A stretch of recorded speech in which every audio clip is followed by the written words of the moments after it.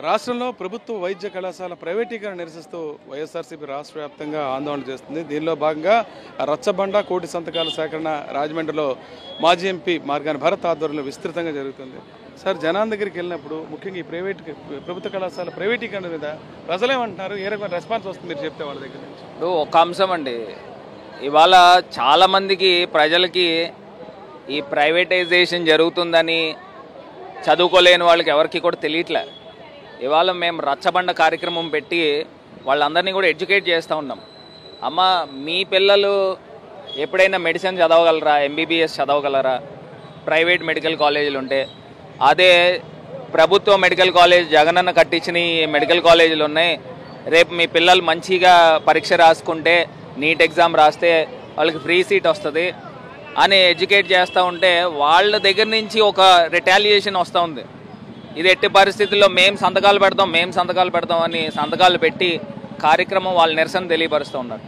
నేను ఇవాళ చెప్తా ఉన్నానండి, చంద్రబాబు నాయుడు గారు చేసిన జీవితంలో ఆయన చేసిన అతిపెద్ద తప్పు ఏంట్రా అని అంటే ఈ గవర్నమెంట్ మెడికల్ కాలేజీలని ప్రైవేటైజ్ చేయడం. ఎందుచేతనంటే ఆయన హిస్టరీలో ఒక్క మెడికల్ కాలేజ్ కూడా గవర్నమెంట్ మెడికల్ కాలేజ్ కట్టించిన పాపానికి పోలే. ఇవాళ జగన్ గారు 5 సంవత్సరాల్లో 2 సంవత్సరాలు కరోనాతో పోతే 3 సంవత్సరాల కాల వ్యవధిలో 17 మెడికల్ కాలేజీలు నిర్మాణం చేస్తూ ఉంటే దాన్ని ప్రైవేటైజ్ చేయడానికి ఈయన ఎవరని అడుగుతున్నా?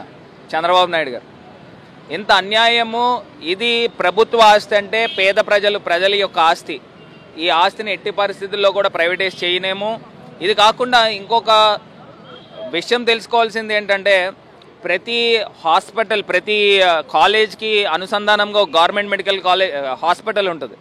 రాజమండ్రిలోనే గవర్నమెంట్ మెడికల్ కాలేజీకి ఆనుకుని ఒక జీజీహెచ్ హాస్పిటల్ ఉంది. మరి ఆ హాస్పిటల్ కూడా ప్రైవేటైజ్ అవుతుంది కదా.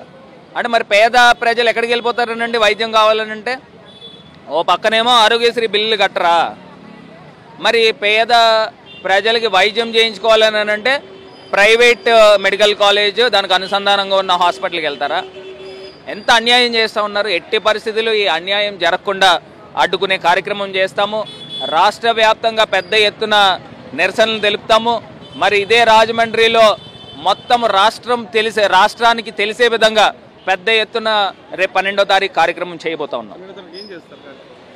ఖచ్చితంగా అండి. ఇప్పుడు ప్రజలు, నేను 12వ తారీఖున విద్యార్థులను తీసుకుని వస్తాము, ఇందులో భాగస్వామ్యం చేస్తాము. కలిసి వచ్చే ప్రతిపక్షాలు ఎవరైతే ఉన్నారో వాళ్ళందరినీ కూడా భాగస్వామ్యం చేస్తాము.